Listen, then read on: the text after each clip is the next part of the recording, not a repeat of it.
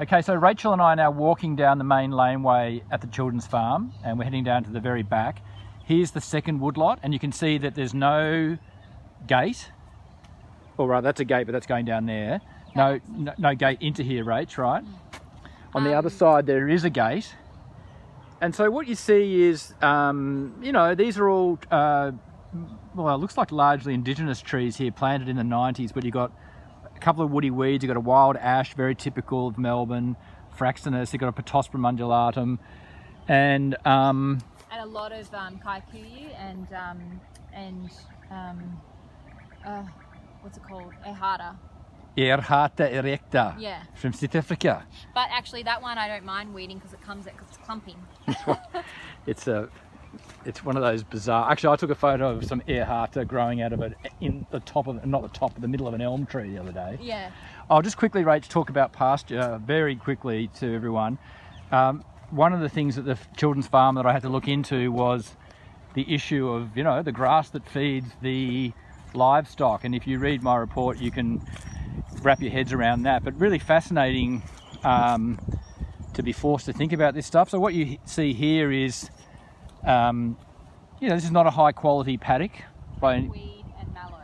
What was that? Cape weed and mallow. Cape weed and mallow. Oh, look at the cape weed. Wow. So yeah, it's really bad. So the guys had this growing. We have this at Burnley. I mean, it's a very common weed. That's also South African. And usually nettle as well. So there's no nettle here at the moment. Oh, yes, there is. What am I talking about? Loads of nettle over there. We get volunteers to pull out the nettle, but nothing else. Wow, with gloves, obviously.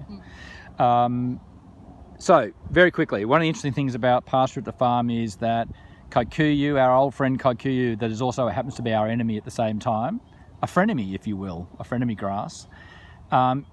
It's not an ideal pasture grass, although with climate change it might become one. And so my recommendation was keep the kikuyu, unless you want to do something very visionary and you know, bold and ambitious and put in indigenous grasses, but that's, I think, a long way down the track. And, you know, don't be too, just see kikuyu rather, particularly as your friend here, because it's been here for decades, and so if you manage the pastures properly, it can persist for a long time. So anyway, I won't say too much about that now. Just quickly, there's river red gums that have been planted here in the 90s. Most of them are doing well, but every now and again you see one, like the one over here, that's it's resprouting, but it's not, something's gone wrong. And that is the chimney for the Carlton United Brewery, which is a big monument.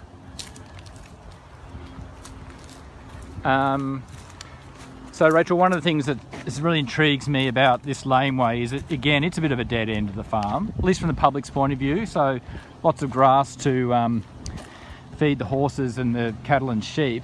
For getting people to walk down here, you're walking down into a dead end. Usually we've got sheep and goats down here, and horses when we've got RDA, but they've all gone out to the country at the moment. So the horses are all adjusted somewhere, are they? Yeah, they're at Gay's house, and Gay runs RDA. Okay. Yeah, so I think we talked about RDA with Connor last week. That's it's an acronym that actually has several ways of saying it. I don't actually know which one. I call it Rider Disability Association. Yeah, and I thought it was riding for differing abilities. Riding for different. There you go. But this woodlot is interesting. We actually this has a gate, and we in summer and in a dry summer. This year was a wet summer, so we had enough pasture. It was unusual, and a lot of weed growth.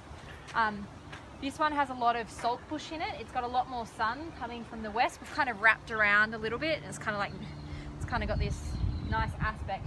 The salt bush in this one is really healthy. So when we don't have pasture in summer, Mia runs the sheep through here, and they eat the salt bush.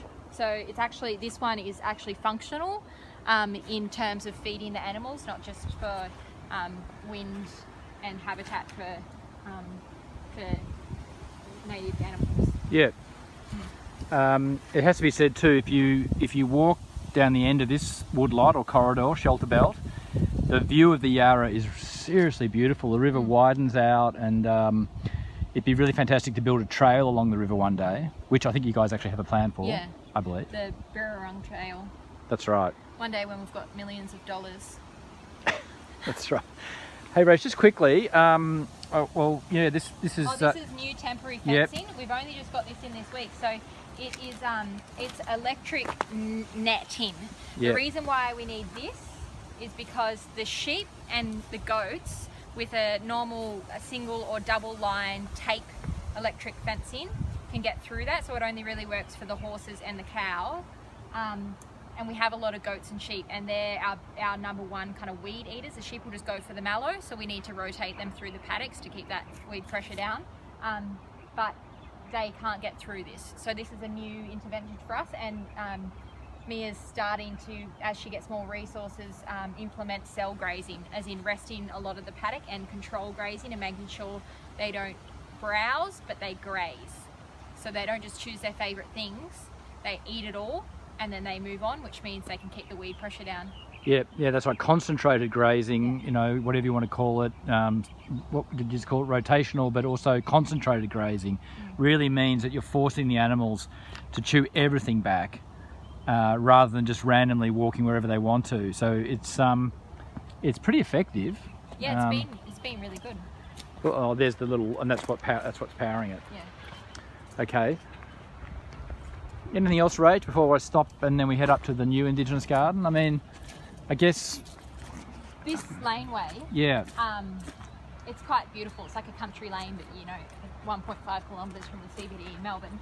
But you'll notice a retaining wall, and Chris might be able to film it on the way back up here. And that was a grant we got to build that retaining wall. That was a necessary thing for the farm, to retain that paddock and to stop erosion. But also it was built in a program, I'm not sure exactly the title, but it was getting people ready with skills or teaching them how to use power tools and stuff. And they were supported volunteer groups, so people living in group homes, maybe with physical or intellectual disability. And the whole retaining wall, even though it took, you know, over a year to build, it was built with those people.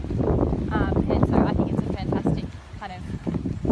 Well, that brings up that issue that I might have talked about with Connor on video too, which is you know, lots of parents and children obviously come here and they're paying $12.50, whatever else it is, and at the same time running in parallel these work programs like Rachel's talking about. And it seems to me that the farm doesn't really advertise that enough. Like, in other words, if you're a paying visitor and then you walk past a group of young, you know, boys and girls or young men and women working on this retaining wall which is coming up now, you don't know that that's the farm providing this opportunity for these people.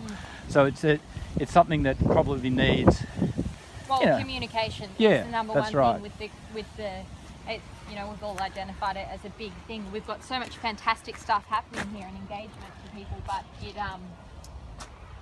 communication. Well, as Steve would say, it's a dirty, great big retaining wall. Yeah, and we're going to plant it out with trees and Indigenous plants and everything one day. One day. One day.